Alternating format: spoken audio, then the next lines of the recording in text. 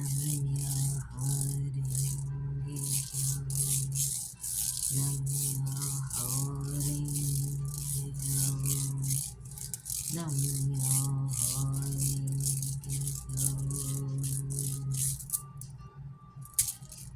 offer appreciation to my ancestors and to the functions in life known as Shoten's engine. They are the protective forces of the universe. May they be strengthened and enhanced through my practice of the law.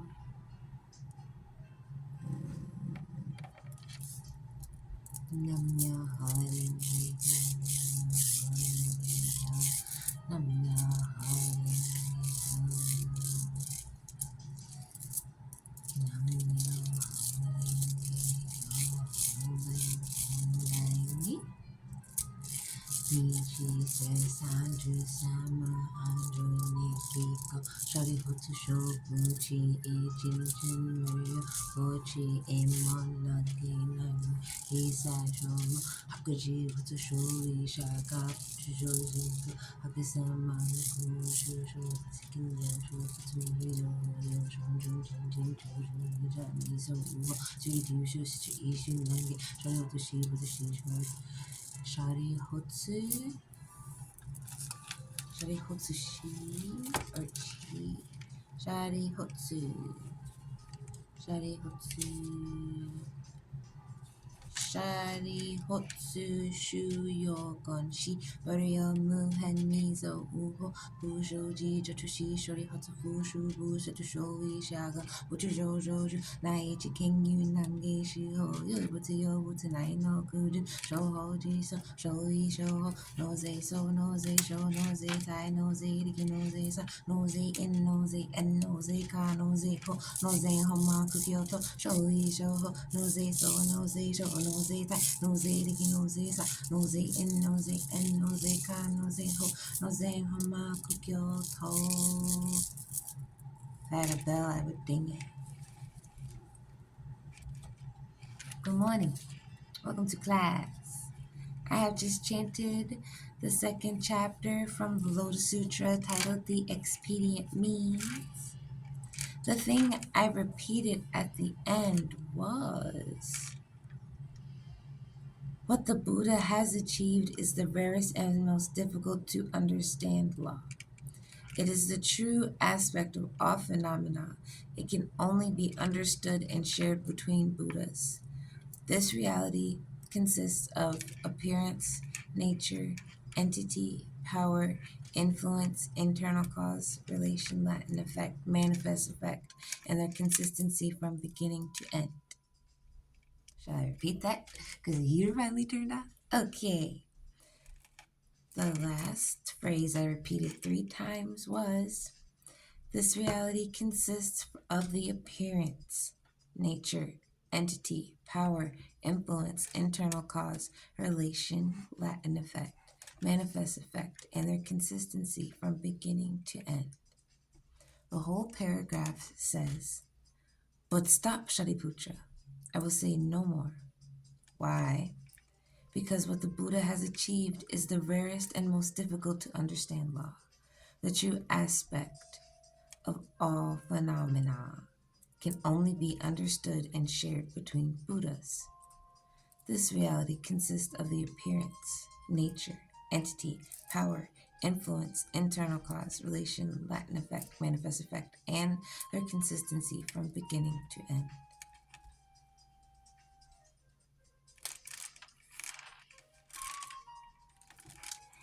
This is Soka Gakkai Nichiren Buddhism. This is my book. I'll beat up. I used to put back. You chant Nam Yo Horenge Kyo. Nam Yo Horenge Kyo.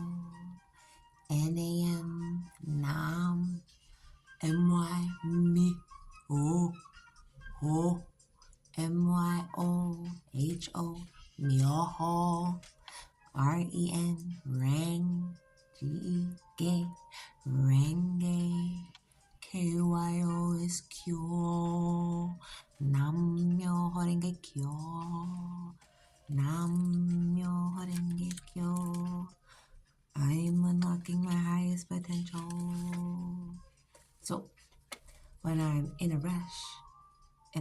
can't really do a full chanting session, I'll do this last couple of chunks here and repeat the part you repeat 3 times.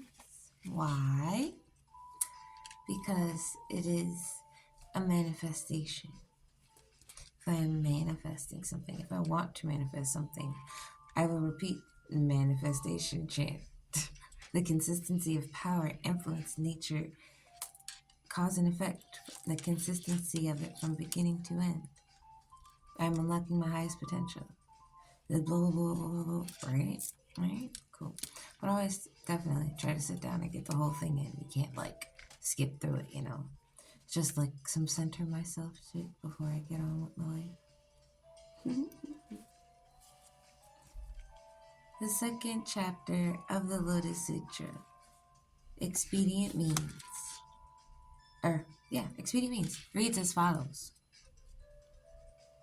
At this time, the world-honored one calmly arose and addressed Shariputra, saying, the wisdom of the Buddha is infinitely profound and immeasurable. The door to this wisdom is difficult to understand and difficult to enter. Not one of the voice hearers or the practitioners of Buddha or people that are a certain sect of Buddhism are able to comprehend it. What is the reason for this? The Buddhists have personally attained 100, 1,000, 10,000, 1,000,000, countless numbers of Buddhas have fully carried out in immeasurable ways the doctrines of the Buddha. They have exerted themselves bravely and vigorously, and their names are universally known. They have realized the law, and it is profound and never before was known. They preach it in accordance with what is appropriate, yet their intentions are always difficult to understand. Shariputra, ever since I attained Buddhahood, I've thought through various causes and various similes and widely expounded my teaching. And I've used countless expedient means to guide living beings and cause them to renounce their attachments. Why is this? Because thus comes one are fully possessed of both expedient means and the paramedia of wisdom. Shariputra, the wisdom of thus comes one is expansive and profound. They have immeasurable compassion, unlimited eloquence, power, fearlessness, concentration, emancipation, and samahas have deeply entered the boundless and awakened to the law never before attained.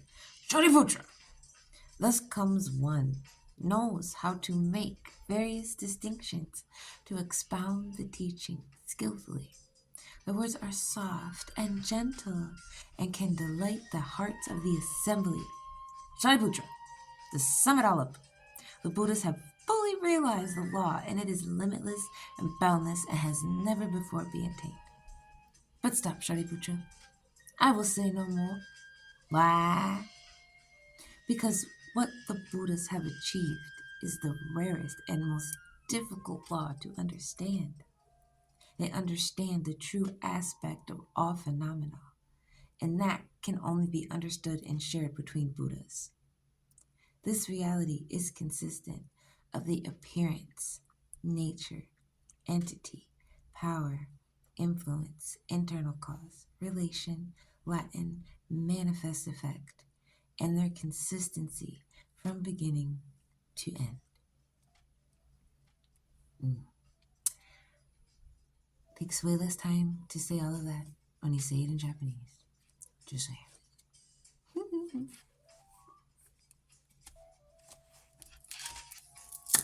Nam Myoho Renge Kyo.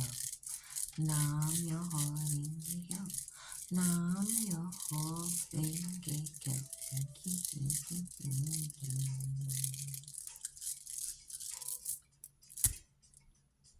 I am unlocking my highest potential.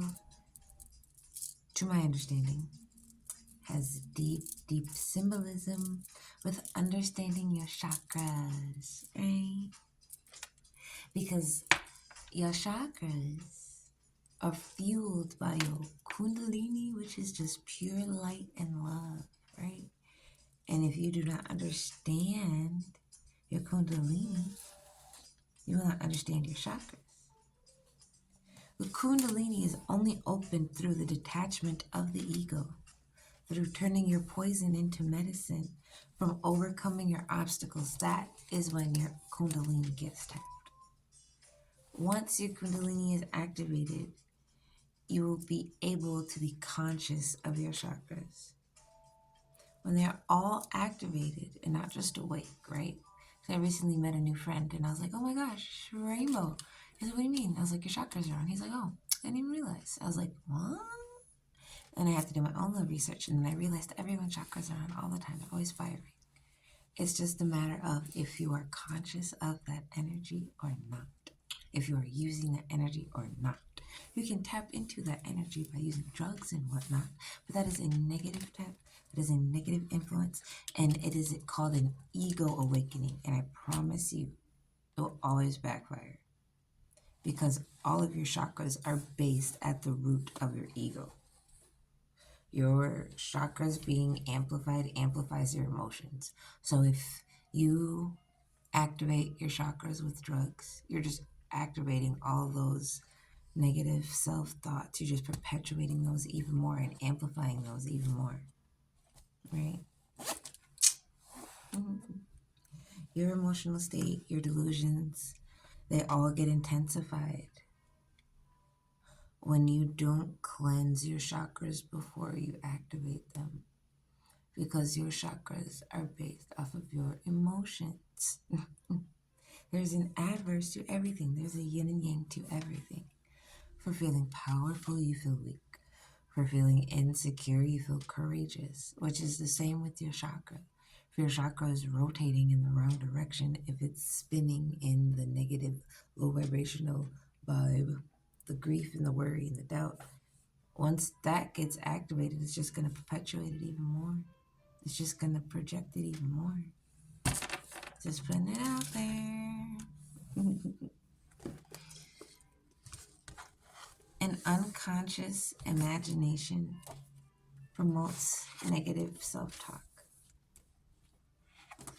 Negative self-talk blocks your chakras. Block chakras block a full activation, a full third eye awakening, a full kundalini experience. There's a difference between being conscious and being aware, right? There's a difference between seeking knowledge and understanding the knowledge you sought, right? There is a huge difference between self-inflicted pain and pain inflicted by someone else, right? That all being said, all of this is energy. It's all disorganized energy, right? Seeking knowledge means that you have a need of it, right? You are in want to repair, fix, learn, whatever the hell. You're in need. So you are seeking, and once you get the knowledge, you understand and apply it to your life, right? That is the adverse of not being aware, not caring, just lackadaisically repeating cycles. Mm-hmm. Once you organize your energy, once you organize your thoughts, once you fully activate, you can genuinely be happy, and then you'll be able to genuinely be happy for other people. This practice of Soka Gakkai is the practice for yourself, but it's also the practice of others. You're praying and chanting vigorously and putting vows in the ground that I succeed, but also that you succeed too. And if you can't succeed, I pray you get the tools you need to help you succeed, right? It's all about unity. It's all about oneness. We're all reaching for the same goal, which is world peace. What is world peace? World peace is when we all come to the same understanding that we are all here together and we need to coincide with each other and work in unison and work in harmony if we're going to survive on this planet that we're all destroying, right? We need to be cohesive. Just saying. So, once you deepen your bicycle, your vehicle, faith practice study, that's your vehicle, your wheels, the momentum, and the frame, the chain, and the momentum is your faith, right? So in a car, if you want to think of a car, your wheels are your study, the frame is the practice, and the gas is your faith. You ain't going nowhere without your faith. The more you step into it, the more you step into a bodhisattva life, the more you step into turning poison into medicine, you will be encountered with obstacles left and right to test you on whatever you're studying, on whatever you're practicing. It is your job to go left brain or right brain with whatever obstacle comes at you. And if you make the wrong decision, it will cycle repeat. Why? Because you made your wrong decision out of ego. And your ego always needs to be silenced, always needs to be taught a lesson. Your ego resides out of fear. It's a fear-based thought. It's a fear-based projection. Your ego protects you, right?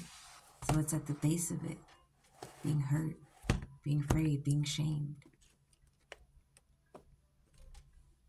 Just saying. Negative emotions block your light. It is pure love and pure light that help you tap into all of everything, right? Once love arises naturally from your heart and it genuinely pours through you and to other people, that is how you know you have overcame your ego. Because your ego is what stops you from being your authentic self. Your authentic self just wants to express love. It wants to give love because love is life. Love is what guides us. Love is the strongest energy in the universe. Love is one of the most powerful frequencies. It is what it is. Poke yourself in the eye if you don't understand it. Okay, on our emotional scale, let's pretend this is our chakra scale. Chakra scale. So at the base, we got the root chakra, which is your survival instinct. Above that is your sacral chakra, which is your passion and your sexual energy and your creativity. The yellow chakra is the solar plexus chakra, and that is your willpower, your courage, problem-solving capabilities. Yeah, there's no green, but if there was, it would be your heart chakra. Forgiveness and connectedness to everything on this earth. Above that, it would be blue, and that is your throat chakra. That is speaking with truth and authenticity. Above that would be your intuition. And above that, your crown chakra. Your third eye. The ability to connect with the divine. Right? All of these and more. There's more than 7 chakras throughout your body. I need everyone to stop and hop off that train, okay? They're energy points throughout your body. They're like your pressure points. Your chakra points are like your pressure points. You have the main 7, yes. That is like your plug into the earth, up to the universe, up to the creation of the God, right? That is your 7, your plug, your you, pew, pew. But beyond you, pew, pew. They're out throughout you, everywhere. Down your arms, down your legs, on the back of you, down the neck, and the top of your head. And then it just keeps going, right? You have to deepen study in that. We'll go, if you want to, we can dig into that later. I don't care. No big deal. But for now, the basis of it is Once we get our emotions in check, we can get our chakras in check. Are you doing your homework? Are you doing your thought logs, your prayer logs, your fear log, your journal log? Are you logging on you to help you grow? Are you figuring out where your shortcomings are so you can nip it in the bud, give yourself the tools you need to elevate?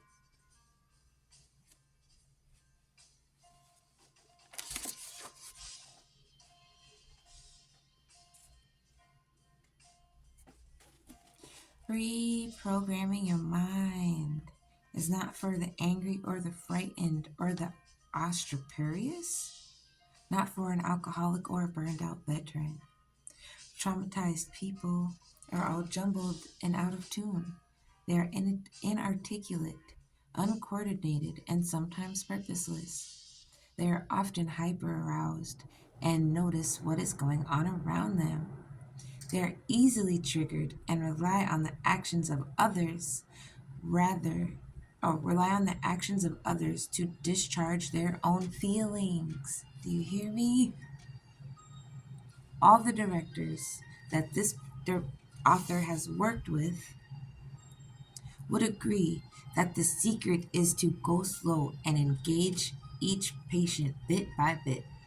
The initial challenge is simply to get participants to be present. When you start to create balance in a space, things get to be more complex. After many, many prompts, you will finally make it past the wall. That's what I'm trying to do, everyone. I'm trying to make it past that wall, okay?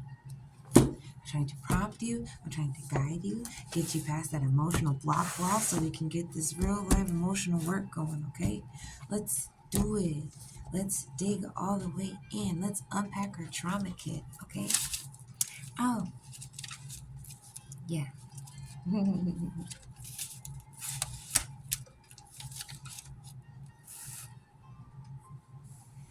So I unpack my trauma kit. Trauma kit can happen in a plethora of ways. It happens every second each day. Could be cooking or you're driving. Could be roaring or dying. Trauma comes your way all around. I had to rewrite that last part, but yeah, you get it. So I unpack my trauma kit. Shout out to Schoolhouse Rock. Let's try to make it to the course. Let's try to finish this whole thing. Trauma can happen in a plethora of ways. Happens every second each day. Could be cooking or you're trying. Could be warring or you're dying. Giants, trauma something. Could be warring or you're dying. Trauma what you carry around. Could be warring or you're dying. Trauma something. Or trauma's baggage. We could relate that to baggage. Could be cooking or you're trying. Could be warring, almost dying. Trauma's baggage always around. I like that. I'm gonna write that down. Trauma's baggage always around.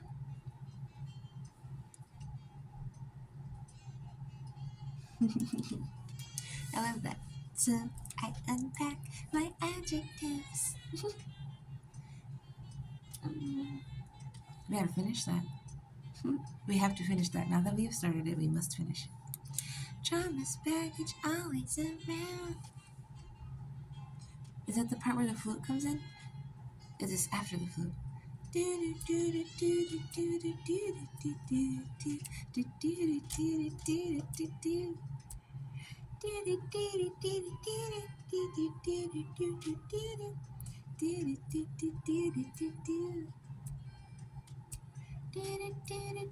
Oh, this is the crescendo bridge part. Okay, cool.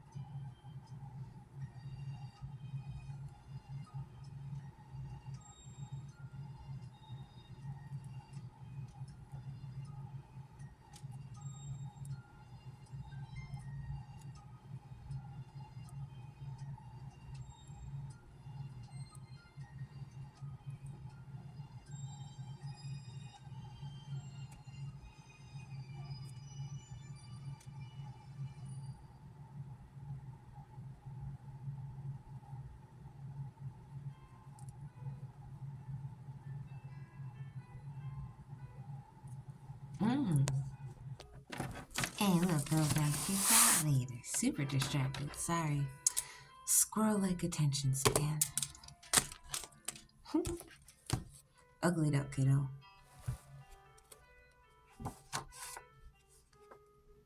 Become aware of your feelings and accept and let go.